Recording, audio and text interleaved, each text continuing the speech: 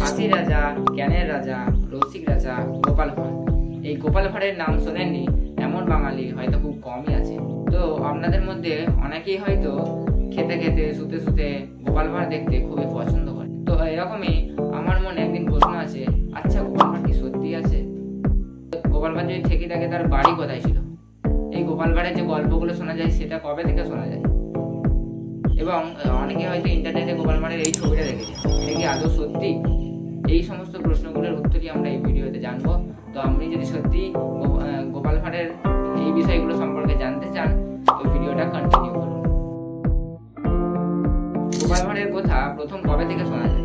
1728 খ্রিস্টাব্দে যখন রাজা কৃষ্ণচন্দ্র 18 বছর বয়সে রাজা হন, তখনই তার নবরত্ন নির্বাচনের সময় গোপাল ভাঁড়কে তিনি তার নবরত্নের একজন হিসেবে নিযুক্ত করেছিলেন। গোপাল ভাঁড়ের কথা সর্বপ্রথম কলকাতার বটতলার বইতে প্রথম শোনা যায়, সেটা 19 শতকের সময়। এবং বর্তমানে গোপাল ভাঁড়কে নিয়ে জনপ্রিয়তা এতটাই বেড়ে গেছে যে গোপাল ভাঁড়কে নিয়ে কার্টুন তো যে কার্টুন নির্মিত হয়েছে সেটা তো অনেকেই দেখেইছেন। এছাড়া গোপাল ভাঁড়কে নিয়ে 1980 খ্রিস্টাব্দে অমল সুর পরিচালিত একটা কমেডি রচিত হয়েছে।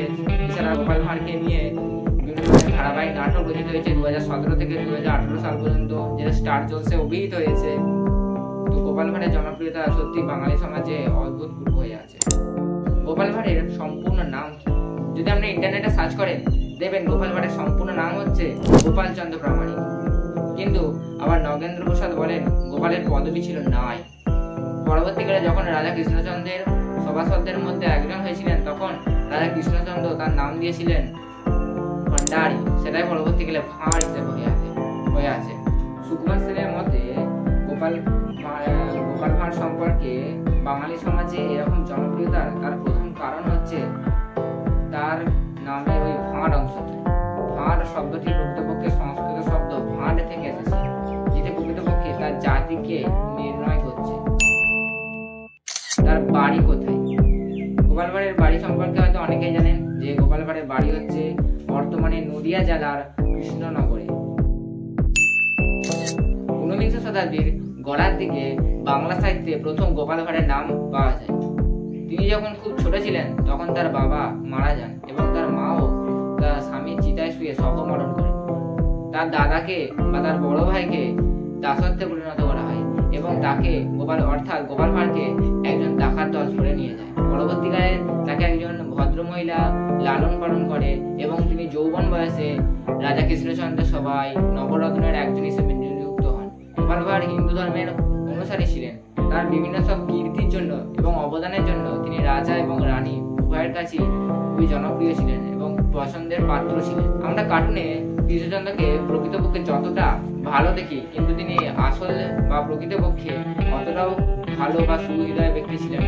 তিনি ছিলেন একজন কূটকৌশলী ব্যক্তি, যিনি বাংলার নবাব সিরাজউদ্দৌলার বিরুদ্ধে ষড়যন্ত্রে লিপ্ত হয়েছিলেন এবং ইংরেজদের পক্ষ নিয়েছিলেন। মূর্তির রহস্যে আপনারা অনেকে হয়তো ইন্টারনেটে গোপাল ভাঁড়ের এই মূর্তিটা দেখেছেন। এটা 2003 সালের 19 অক্টোবর কৃষ্ণনগরের ঘূর্ণি অঞ্চলে অসিত কুমার সাহার উদ্যোগে স্থাপিত হয়েছে। তবে এই ইতিহাসের পাতায় খুঁজে গেলে গোপাল ভাঁড়ের যে সত্যি যে এরকম দেখতে ছিল এ সম্পর্কে কোনো রকম প্রমাণ পাওয়া যায় না। তাই এই মূর্তির সত্যতা সম্পর্কে একটা জিজ্ঞাসা রয়ে যায়। অবশেষে গোপাল ভাঁড়ের অস্তিত্বের সত্যতা। নগেন্দ্রনাথ দাসের লেখা নবদ্বীপের কাহিনীতে গোপাল ভাঁড়ের বাবা সম্পর্কে জানা গেল, তার মা বা স্ত্রী সম্পর্কে কিছুই জানা যায়নি।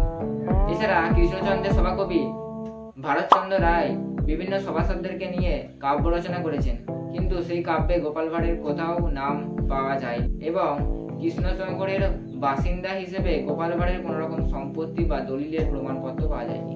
এছাড়া সুকুমার সেনও বলেছেন যে গোপাল ভাঁড় চরিত্রটা সম্পূর্ণ কাল্পনিক। আবার একটি উৎসে পাওয়া গেছে নদিয়া রাজা কৃষ্ণচন্দ্র এবং শহরের সুরক্ষা ইনচার্জ শঙ্কর তরঙ্গের একজন দেহরক্ষী ছিল, যিনি তার প্রজ্ঞা এবং সাহসের জন্য বিশেষ পরিচিত ছিলেন। পরবর্তীতে হয়তো এই চরিত্রটাই গোপাল ভাঁড় নামক কিংবদন্তির জন্ম দিয়েছে। গোপাল ভাঁড়ের অস্তিত্ব সম্পর্কে সত্যি অনেক মতবিরোধ আছে এবং এ সম্পর্কে অনেকের মতপার্থক্য দেখা যেতে পারে। গোপাল ভাঁড়ের অস্তিত্বটা অনেকটা ভূতের অস্তিত্বের মতো। ভূত যে সত্যি আছে কি না আছে সে সম্পর্কে অনেকের মতভেদ আছে। অনেকে বলেন আছে, অনেকে বলেন নাই। এইভাবে গোপাল ভাঁড় ইতিহাস থেকে হারিয়ে গেলেও বেঁচে আছেন বাঙালির মনে। আর যেখানে মনের কথা চলে আসে সেখানে প্রকৃতপক্ষে তার অস্তিত্বের সাথে কোনো সঙ্গই নেই। গোপাল ভাঁড় বাস্তব জীবনে থাকুক আর নাই থাকুক তাতে কিছু এসেই যায় না, কারণ তার এই কিংবদন্তি চরিত্রটা বাঙালি সমাজকে ক্রমশ নীতিমূলক শিক্ষার মাধ্যমে এগিয়ে নিয়ে চলেছে। তো আপনাদের গোপাল ভাঁড় সম্পর্কে কি ধরনের মন্তব্য সেটা কমেন্টে জানাবেন।